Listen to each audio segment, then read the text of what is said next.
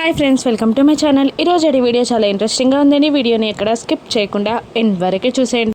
ఆరు ఏడుస్తూ గుప్తా గారిని నిలదీస్తూ ఉంటుంది. ఇన్నాళ్ళు నా వాళ్ళెవరో తెలియక నేను అనాథలా బ్రతికాను, కానీ ఇప్పుడు ఆయనకి నన్ను కన్న వాళ్ళెవరో తెలిసి కూడా ఇంట్లో వాళ్ళకి ఎందుకు నిజం చెప్పట్లేదు? ఇంట్లో వాళ్ళకి నిజం చెప్తే నేను అనాథను అవని కదా. చెప్పండి గుప్తా గారు, ఆయన ఎందుకు నిజం చెప్పట్లేదు అని ఆరు అడుగుతూ ఉండగా అతని కారణాలు అతనికున్నాయి అని అనేస్తాడు గుప్తా గారు. అంటే ఎందుకు? నిజం చెప్తే ఎవరైనా బాధపడతారా? ఎవరైనా ఏడుస్తారా? ఎవరికైనా తీర్చలేని కష్టం వస్తుందా అని ఆరు అడుగుతుండగా ఇక గుప్తా గారు మనసులో ఇలా అనుకుంటూ ఉంటారు. తను కన్నా కలల సౌధం చెరిపోతుంది. ఆ బాలిక నువ్వు లేవు అన్న నిజాన్ని తను జీవితాంతం భరించాలి. అందుకే నీ భర్త ఆ నిజాన్ని దాస్తున్నాడు అని గుప్తా గారు అంటూ ఉంటారు. ఇక మళ్ళీ ఇలా అడుగుతూ ఉంటుంది ఆరు. అంటే ఈ జన్మలో నా కన్న వాళ్ళెవరో నేను తెలుసుకోలేనా అని అడుగుతూ ఒక్కసారైనా వాళ్ళని చూసి ప్రేమగా మాట్లాడలేనా అని ఆరు అంటూ ఉండగా, నువ్వు కన్నవాళ్ళు కానీ నిన్ను కన్నవాళ్ళు కానీ ఎప్పుడు ఎవరు నీ వాళ్ళు కాదు బాలిక. నీ జీవితం ముగిసిపోయింది. ఇప్పుడు నువ్వు ఒక గాలివి, ఆత్మవి మాత్రమే. కానీ నువ్వు అనవసరమైన కష్టాలని కొని తెచ్చుకొని బాధపడుతున్నావు అని గుప్తా గారు అంటూ ఉండగా ఇక మళ్ళీ ఆరు ఇలా అంటుంటుంది. అవును గుప్తా గారు, నేను ఆత్మనే, గాలినే. కానీ ఈ ఆత్మ రూపంలో ఉన్నా కూడా నా కన్నవాళ్ళని ఒక్కసారి చూడాలనిపిస్తుంది అని ఆరు అనగానే గుప్తా గారు పక్కకి తప్పుకుంటారు. అప్పుడే రామ్మూర్తి, మంగళ గేట్ నుండి లోపలికి ఎంటర్ అవుతూ ఉంటారు. రామ్మూర్తి గారిని చూడగానే ఆరు చాలా ధైర్యంగా ఫీల్ అవుతూ ఉంటుంది. ఇక ఆరు ఉనికి రామ్మూర్తి మనసు తాకగానే రామ్మూర్తి కూడా చాలా ప్రశాంతంగా ఫీల్ అవుతూ ఉంటాడు. ఇక మళ్ళీ ఆరు రామ్మూర్తిని చూస్తూ గుప్తా గారిని ఇలా అడుగుతూ ఉంటుంది. ఎన్ని కష్టాల్లో ఉన్నా, ఎంత బాధలో ఉన్నా, ఎంత వేదన అనుభవిస్తున్నా ఈయన్ని చూడగానే ఎందుకో మనసుకు ధైర్యంగా అనిపిస్తుంది. ఎందుకు గుప్తా గారు అని ఆరు అడుగుతుండగా అదే మాటని రామ్మూర్తి ఇలా అడుగుతూ ఉంటాడు మంగళతో.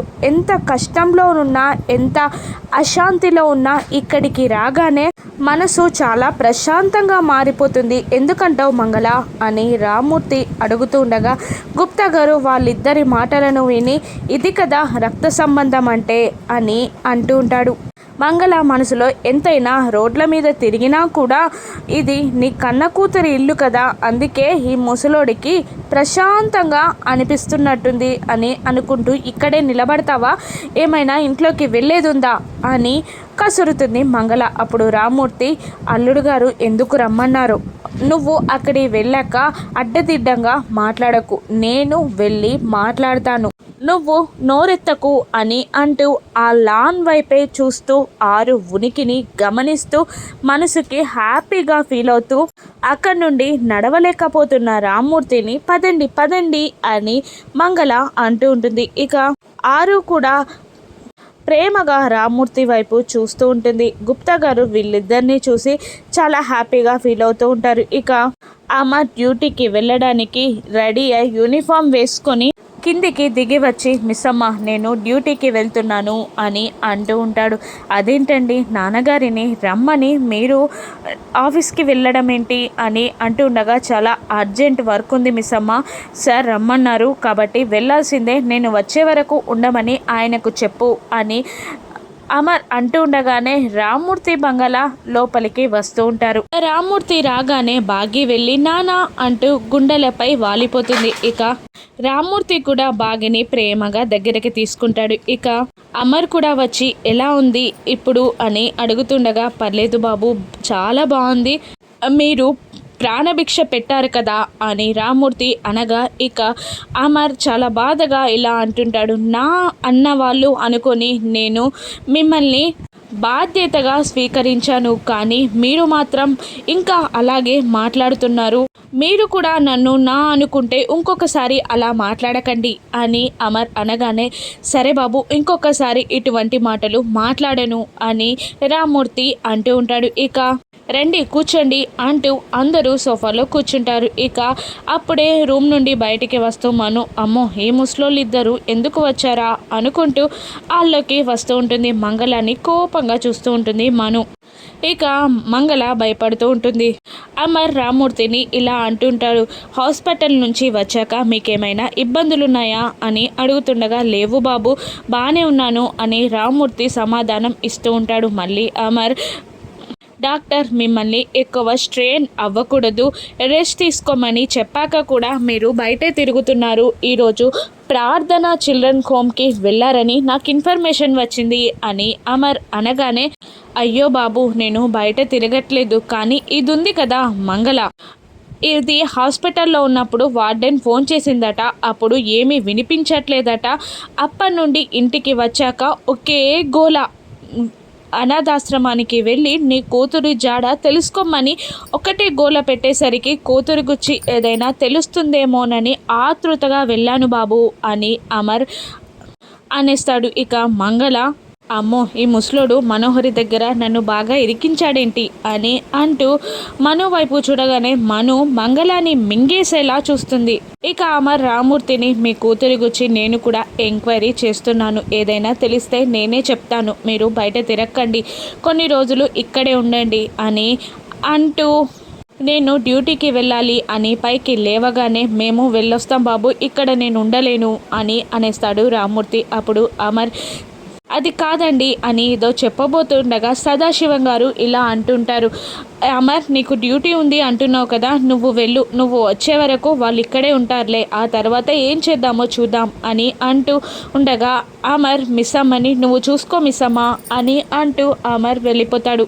ఇక సదాశివం గారు, రండి బావగారు కూర్చోండి అంటూ మాటల్లో పడిపోతారు. ఇక మను, మంగళ పిన్ని రండి, మీతో కాస్త ముచ్చటుంది అని అంటూ ఉండగా, లేదు ఇప్పుడే వచ్చాను కదా, అలిసిపోయాను, ముచ్చట తర్వాత మాట్లాడుకుందాం అని మంగళ అంటుంటుంది.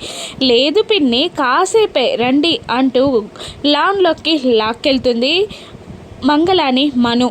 ఇక వాళ్ళు గొడవ పడుతూ ఉండగా, ఇక ఆరు చూసి, ఎప్పుడు కలిసుండే వీళ్ళు ఎందుకు గొడవ పడుతున్నట్టు అని గుప్తా గారిని అడుగుతూ ఉండగా, ఇక వెళ్ళి విను అని అనేస్తాడు గుప్తా గారు. ఇక వాళ్ళిద్దరూ మాట్లాడుకుంటున్న మాటలు వినడానికి ఆరు వచ్చి కాస్త దూరాన నిలబడుతుంది.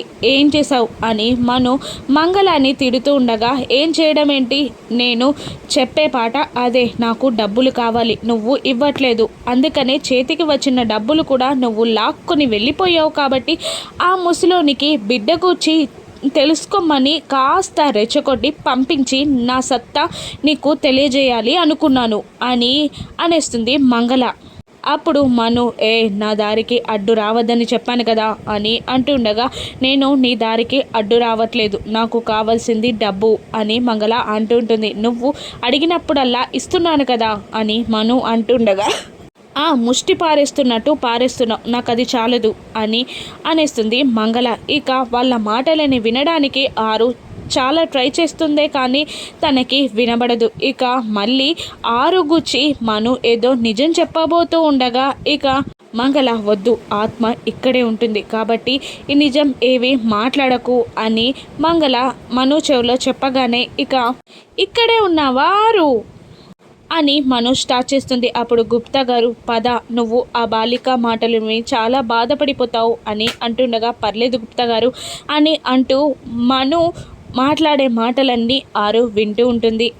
ఇక మను ఇలా అంటుంటుంది, నేను చిన్నప్పటి నుండి నీతో ఎందుకు కలిసున్నానో తెలుసా, నీతో ప్రేమపై కాదు, నువ్వు ఏడిస్తే చూడాలని, అందుకే నిన్ను చంపేశా. ఇప్పుడు నీ లైఫ్లోకి నేను వచ్చాను, నువ్వు అన్నీ సజావుగా జరుగుతున్నాయి, హ్యాపీగా లైఫ్ ఉంది అన్నప్పుడు నేను దెబ్బ కొట్టాను, అది భలే తాకింది కదా నీకు, బాగా దెబ్బ పడింది కదా నీకు, ఇప్పుడు నీ లైఫ్లో అమర్తో నేను జీవించబోతున్నా, ఇక చూస్తూ కుళ్ళి కుళ్ళి ఏడు, ఇక అమర్ జీవితంలో నువ్వు కానీ నీ జ్ఞాపకాలు కానీ లేకుండా చేస్తా అని అంటూ ఉంటుంది మను. ఆరు చాలా ఏడుస్తూ ఉంటుంది. నీ పిల్లలని నీ అత్తమామని కూడా నాశనం చేస్తా అని మను అంటుండగా ఆరు ఏడుస్తూ ఉంటుంది. అప్పుడు అలా మను ఆరు బాధపడేలా మాట్లాడి అక్కడి నుండి వెళ్ళిపోతూ ఉంటారు. ఇక గుప్తా గారు ఆరు ఏడుపుని చూసి మనుకి బుద్ధి చెప్పాలని ధూమ్ తట అంటూ వాళ్ళు వెళ్ళే దారిలో ఒక 2 అరటిపండు తొక్కలు పడేలా చేస్తాడు. ఇక అరటిపండు తొక్కపై మను కాలు వేసి జారి పడుతుంది. అది చూసి గుప్తా గారు చాలా నవ్వుకుంటూ ఉంటారు. ఆరు అయ్యో మను అని అంటుండగా నవ్వుతున్న గుప్తా గారిని చూసి ఇది మీ పనే కదా అని అడిగేస్తుంది. మరి నా సోదరిని అవమానించేలా మాట్లాడితే నేను ఊరుకుంటానా అని గుప్తా గారు అనేస్తారు. ఇక ఆరు మాత్రం బాధగానే చూస్తూ ఉంటుంది. అప్పుడే ఆ బాగి రామూర్తి అక్కడికి వస్తూ ఉండగా ఆరు గుప్తా గారు దాక్కుంటారు. ఇక వచ్చి బాగి రామూర్తి వీళ్ళిద్దరిని పైకి లేపుతారు. ఇక ఎప్పుడు తిక్క పనులు చేస్తుంటే ఇలాగే నడుములు ఇరిగిపోతాయి అని బాగి మనుని బెదిరిస్తూ ఉంటుంది. ఇక మను కోపంగా విసురుగా మంగళాన్ని తీసుకొని అక్కడి నుండి వెళ్ళిపోతుంది. మరోవైపు అమర్ రాథోడ్ కారులో వస్తూ ఉండగా అమర్ బాధని రాథోడ్ గమనించి ఏంటి సార్ ఎందుకు బాధపడుతున్నారు అని అంటుండగా ఈ రోజుకైతే ఆ పెద్ద ఆయన్ని ఆపగలిగాను, కానీ రేపు ఎలా ఆపను, ఆయనకు నిజం తెలియకుండా ఎలా దాచడం, పాపం మిస్సమ్మ తన అక్క వస్తుందని కలలు కంటుంది, కానీ ఆ కలలు కళ్ళల్లాగే మిగిలిపోతాయని ఎలా చెప్పేది, దేవుడు తనకి తీరని శోకం పెట్టాడు అని అమర్ అంటుండగా ఇక మెల్లిగా మీరు మిస్సమ్మ గుచ్చి ఆలోచిస్తున్నారు అని రాథోడ్ అనేస్తాడు. అప్పుడు అమర్ ఇన్నాళ్ళు ఆత్మీయరాలుగా చూశాను, ఇప్పుడు నా భార్య చెల్లెలిగా చూస్తాను, అంతకు మించి ఇంకొక మాట మిస్సమ్మ దృష్టిలో నేను మాట్లాడలేను అని అంటుండగా రాథోడ్ అలా కాదు సార్, మనోహరి గారితో జరగాల్సిన పెళ్ళి మిస్సమ్మతో ఎందుకు జరిగింది, ఎప్పుడు మీరు గొడవ పడుతుండే ఇద్దరు ఒకటిగా ఎందుకు దారులు కలిశాయి, అది ఆ దైవ నిర్ణయం సార్, మీ రక్తాన్ని తన రక్తం చిందించి ఎందుకు కాపాడింది, వాళ్ళ ఇంట్లో వాళ్ళకి ఏదైనా అయితే మీరెందుకు తల్లడిల్లిపోతారు, మీ కుటుంబానికి తనెందుకు కంచెలా అయి మీ కుటుంబాన్ని కాపాడుతుంది, ఇదంతా విధిరాత సార్ అని మిస్సమ్మపై అమర్కున్న అభిప్రాయాన్ని మార్చి వాళ్ళిద్దరూ భార్యాభర్తల్లా మారేలా అమర్ని ఒప్పిస్తుంటాడు రాథోడ్. ఇక రామ్మూర్తి ఆరు పంచని చూడగలుగుతాడా, తన కూతురు ఆరు అని తెలుసుకోగలుగుతాడా, రాను ఎపిసోడ్స్లో చూద్దాం. Thank you for watching.